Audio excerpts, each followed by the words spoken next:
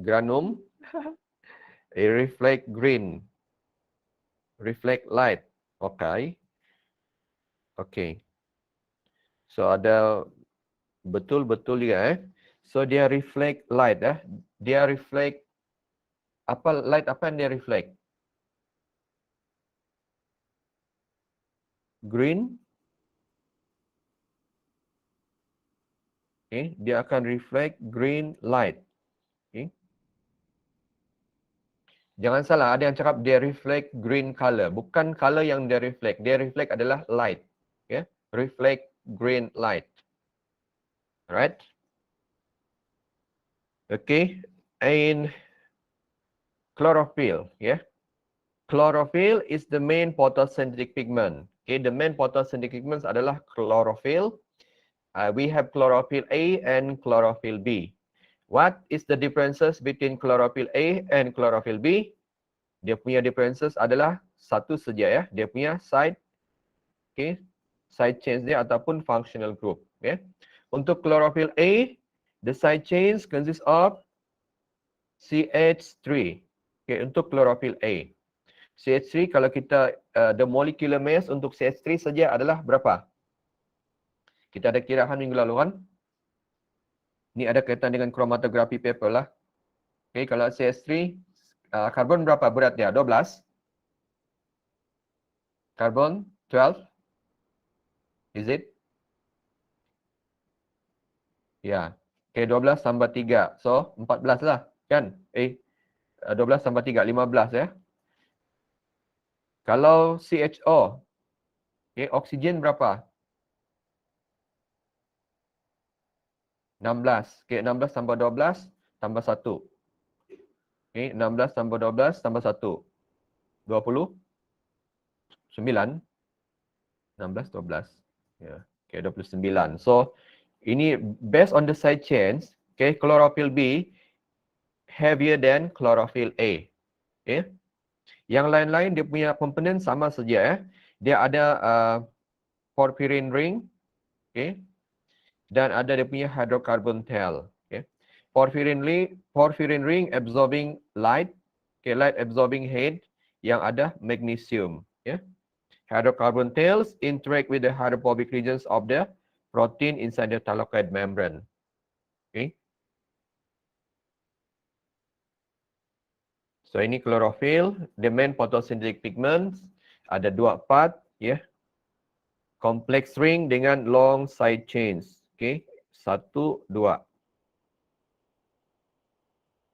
Center dia ada magnesium ion. Okay. Long side chains ada bahagian hydrocarbon tails interact with the hydrophobic regions of the protein. So it will attach with the hydrophobic regions in the thylakoid membrane. Okay. Ini kita sudah tengok dulu, we already discussed about this, just to rephrase some of the information. Okay. Chlorophyll A, pigment blue-green, it will absorb base blue-violet and red light. Yeah. So maksudnya yang sangat penting untuk photosynthesis adalah blue, violet dan red light. Okay.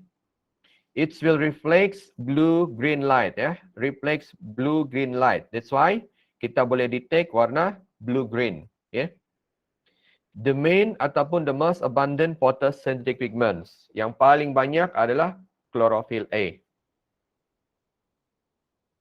Okay, exists in several form. Okay, fungsi chlorophyll A adalah it will form the reactions, it will be the components for the reaction center complex of photosystem 1 and photosystem 2. Dia akan menjadi reaction center complex. So what is reaction center complex? Yang ini Reaction center complex tu ada a special pair of chlorophyll A. Okay, ada sepasang chlorophyll A dan ada primary electron acceptor. Ada berapa komponen? Reaction center complex ada dua komponen dia. Satu, sepasang chlorophyll A. Yang kedua adalah primary electron acceptor.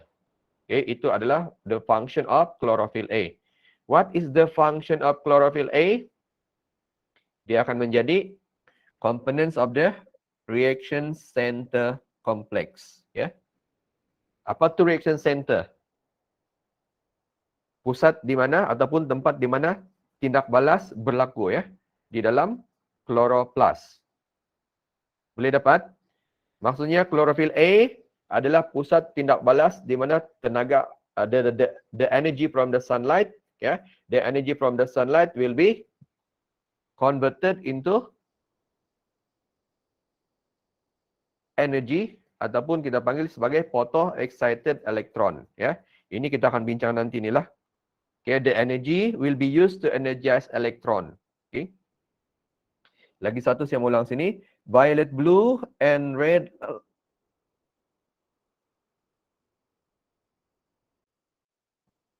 Okay, violet blue and red light, ya. Work best for the photosynthesis. Dan yang paling tidak berguna untuk yang paling kurang kegunaan dia untuk photosynthesis adalah yang warna green. Okay. Boleh dapat tu? Kita pergi tengok di luar, kamu nampak warna hijau. Ya. Adakah warna hijau itu penting untuk fotosintesis? Jawapan dia tidak. Ya. Kan? Kita ingat hijau yang penting kan, tapi sebenarnya bukan warna hijau. Okay. So, itulah sebenarnya. Kalau kita mau buat fotosintesis, kita perlu ni ya, blue violet dengan red light. Ya, blue violet dengan red light. Okay, next chlorophyll B. Chlorophyll B, okay, sama macam same with chlorophyll A, they will absorb blue, violet and red light and reflects the olive green. Okay. Macam mana warna olive green? Ya inilah warna olive green lah. Apa tu olive green? Warna apa tu olive?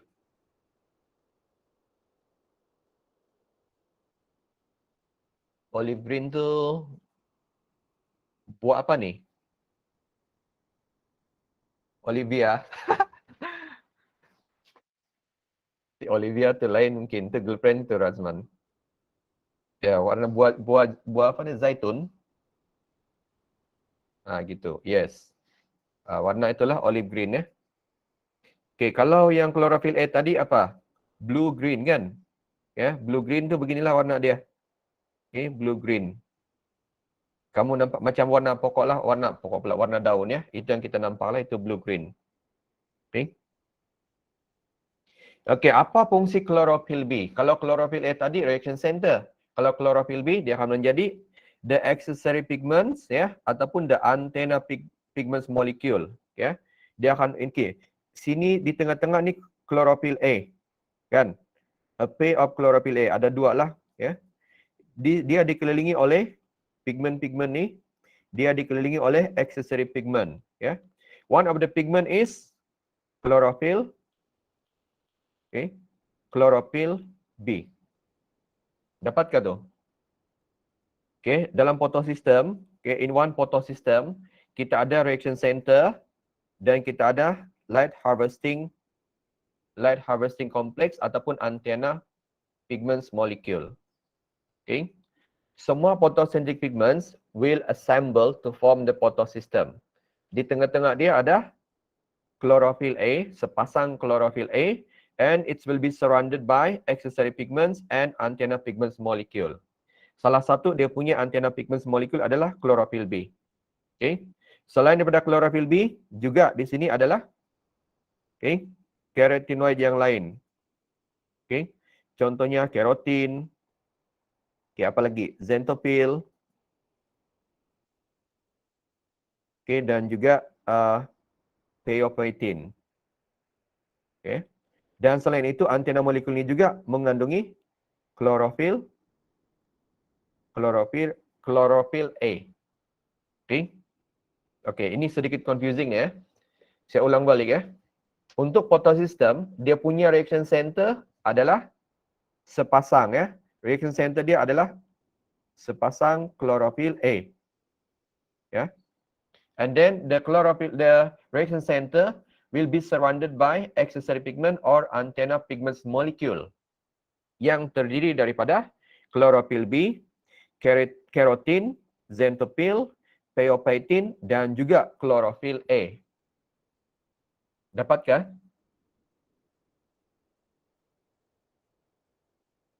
Okey, dapat? Okey, saya punya soalan. Ada klorofil, adakah klorofil C? Do we have klorofil C? Adakah wujud atau tidak klorofil C? Dia exist atau tidak? Wujud, dia ada. Tapi dia cuma untuk di untuk alga atau algae. Okay, kalau tumbuhan tiada klorofil C.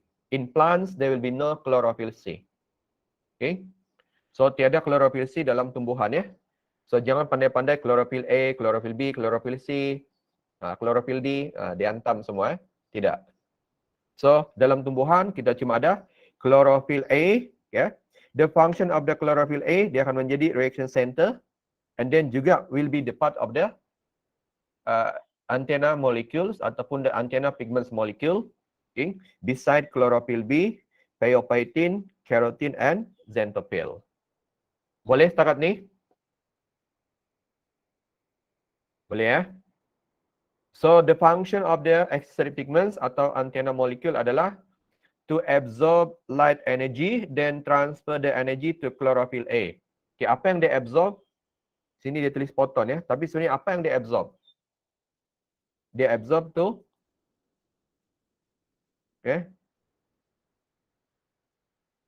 dia absorb energy, okay, tenaga, okay, tenaga daripada sunlight, okay. So kita ada 3 jenis kita panggil sebagai accessory pigment, okay. We have xanthophyll, carotene dengan pheopitin, ya. Yeah. Okay, tadi ya, chlorophyll A dengan B, apa cahaya yang dia absorb?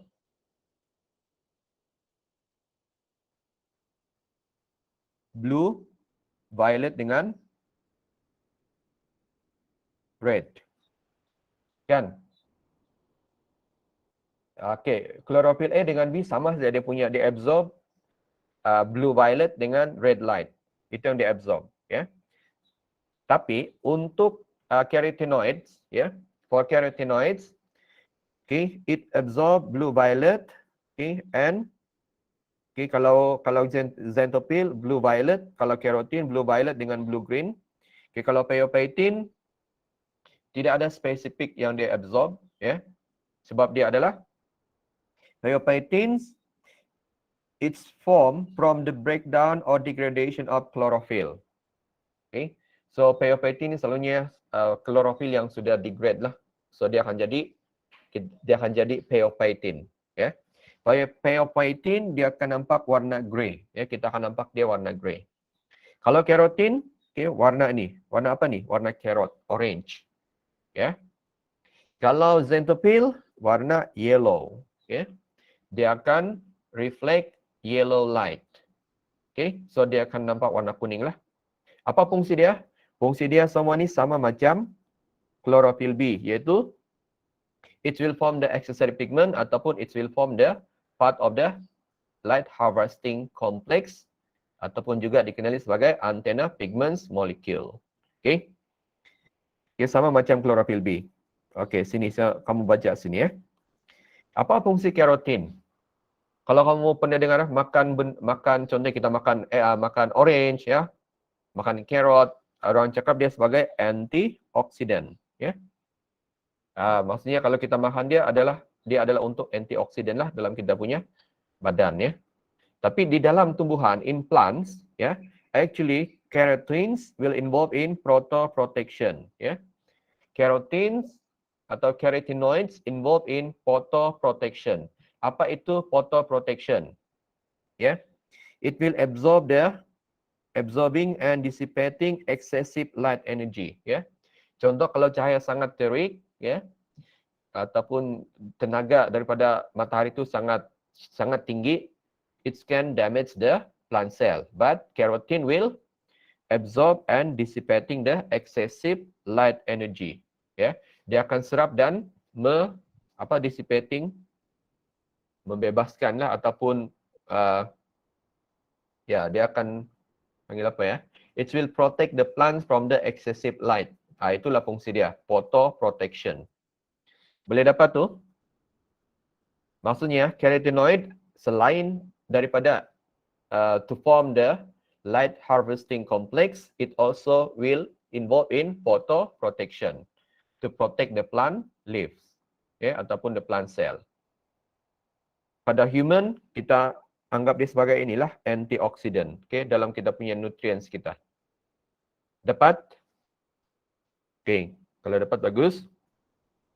Okay, di sini apa maklumat yang kita nampak di sini?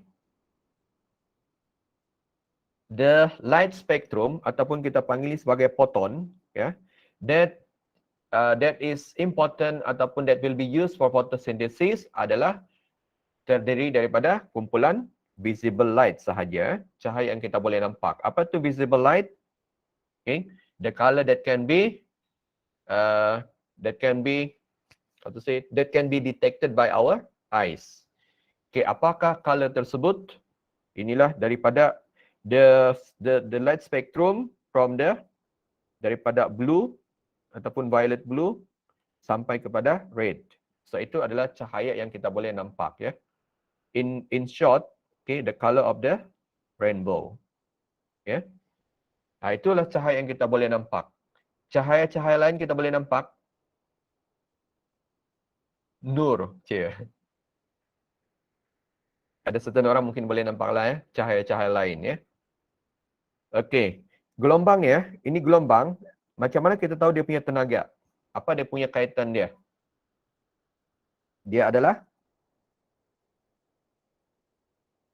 inversely, kan? Okay, inverted. Kalau, okay, di sini, kalau dia punya, the shorter the wavelength, the higher the energy. Okay, kalau dia punya gelombang dia pendek, tenaga dia tinggi, ya. Contohnya gamma ray. Kemudian sini, kalau gelombang dia tinggi, tenaga dia rendah. Contohnya gelombang radio. Okay.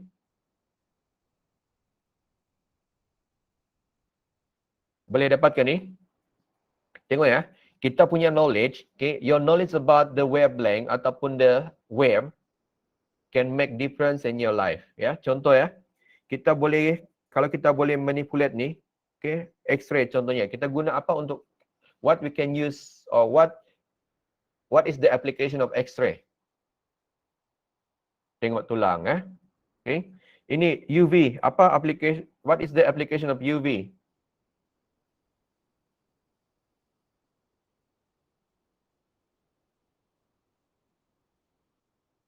Okay, untuk apa? Ya betul, infection boleh. Okay, dan juga di sini boleh menyebabkan apa ni? Boleh menyebabkan kanser, kan? Dia adalah physical mutagen, kan? Begitu. Tapi ada kegunaan dia, Gamma ray, ni cahaya yang boleh membunuh lah. Okay, yang kita biasa dengar infrared, microwave. Okay, microwave ni untuk apa? Okay, gelombang ni, microwave ni, dari sini kita guna untuk memasak atau memanaskan, ya. Apalagi yang wavelength di sini yang berguna. Contohnya broadband. Okay. Ya, broadband. Sebenarnya broadband itu adalah benda yang di sekitar kita, tapi ada orang boleh manipulate dia dan boleh jadi kaya menggunakan gelombang tu. Kita takut 5G. Takut kena apa kan? Kena okay. Okay, daripada ni pula, ni. Apa yang kita boleh nampak di sini? Chlorophyll A, chlorophyll B, carotenoids, ya. They will absorb base light at, di mana dia orang absorb base? Kalau chlorophyll A, chlorophyll B, di sini.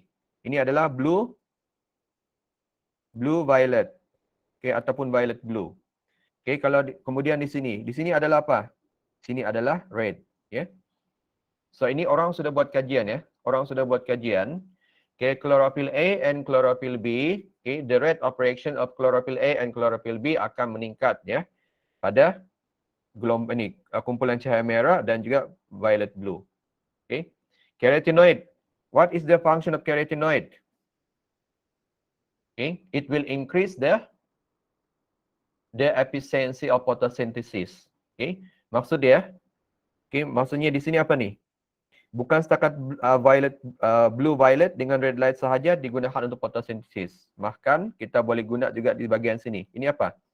Sedikit bahagian. Apa tu? Green. Ya. Yeah.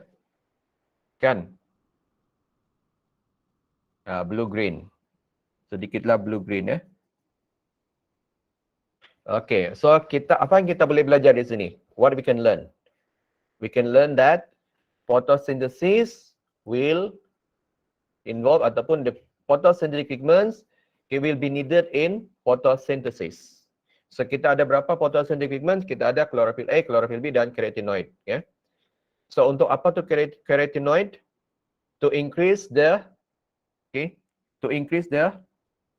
light spectrum that can be used for photosynthesis.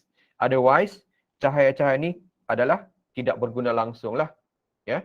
Tapi kalau ada carotenoid, kita masih boleh utilize certain tenaga yang ada pada light spectrum tu untuk photosynthesis. Kau faham kan ni? Kenapa begini? Contoh kenapa? Untuk waktu bila during the day cahaya biru tu banyak ataupun cahaya violet blue. Bila masa dia banyak? Tengah hari. Ya. Siakah? Pagi. Betul, macam itulah situasi dia lah. Maksudnya kita akan there will be a different light spectrum that will be absorbed by plant throughout the day. Tapi oleh kerana dia ada banyak pigmen yang berlainan, the photosynthesis can take place sepanjang hari lah. Contoh, kalau petang. Di sini kan petang-petang kan. Ini cahaya kita nampak kan? Ya kah? Waktu petang, kalau kamu tengok sekeliling, apa warna yang kamu nampak? Kan? Warna ini kan? So, maksudnya juga masih digunakan untuk photosynthesis. Itu maksud dia. Alright? Okay, ini next adalah chromatography paper. Okay. Ini kamu akan buat nanti masa eksperimen. Okay. And for this, I just want to emphasize on the what you call this, the result of the chromatography paper. Okay. Kita letak di sini ya. Kalau kita sebenarnya macam ni eksperimen tu. Okay. Di sini kita akan concentrate kita punya photosynthetic pigment, kita punya extract ya. Okay, kemudian kita letak di dalam, kita letak ni, masa dia kosong kita letak di dalam boiling tube yang ada, ada acetone, ada alkohol. So the acetone akan angkat atau will dissolve the pigments and will carry the pigments up to the upward of the chromatography paper. Dia akan angkat ataupun dia akan bawa bergerak ke atas. Semasa dia bergerak tu, when the acetone move upward, it will dissolve the pigment and it will carry the pigment upward. Tapi pigment tu akan, the pigments will move upward based on dia punya berat dia, ataupun dia punya mass dia lah, ataupun kita panggil ni sebagai RF, retardation factor. Semakin dia berat, dia akan terletak di bawah. Semakin dia ringan, dia akan bergerak lebih cepat, naik ke atas. Itu konsep dia. Tadi saya tanya, kita ada kira kan, chlorophyll A dengan chlorophyll B, apa beza dia? Chlorophyll A berapa? 15. Chlorophyll B adalah 29 kan? Itu sejak beza dia lah, beza sedikit saja. Chlorophyll B lebih berat. So, kita akan nampak chlorophyll B di bawah.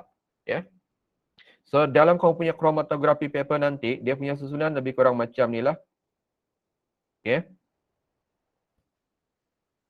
Nampak perbezaan warna dia? Nampak beza dia? Ni chlorophyll B, dia ni warna sedikit olive green. Hijau muda lah orang bilang Kemudian klorofil A, blue green. Okay, blue green ataupun dalam bahasa kita hijau tua. Gitu. Okay. So klorofil B mesti di bawah. Kenapa klorofil B ada di bawah sini? Okay. Sebab dia lebih berat berbanding dengan klorofil A. Okay. Pigmen yang lain lebih ringan. So dia akan bergerak ke atas. Ya. Yeah. So di sini kalau kamu tengok, di sini xanthopil warna yellow. Ya. Yeah. Nampak warna sedikit kuning. Okay. And then carotene warna orange. Okay. Okay. Phosphate. Okay. Untuk phosphate, dia punya warna adalah warna apa? Warna grey. Okay. Kita punya chromatography paper. Okay. Warna chromatography paper kita.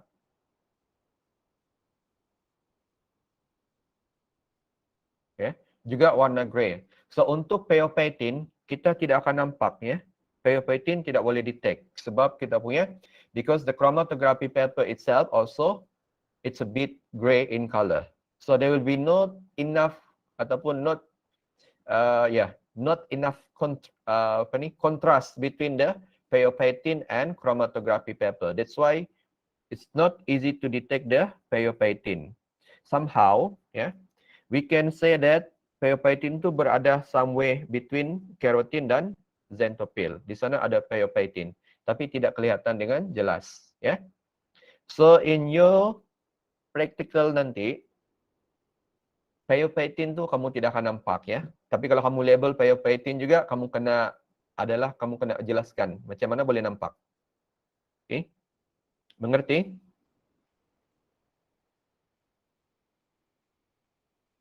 Okay.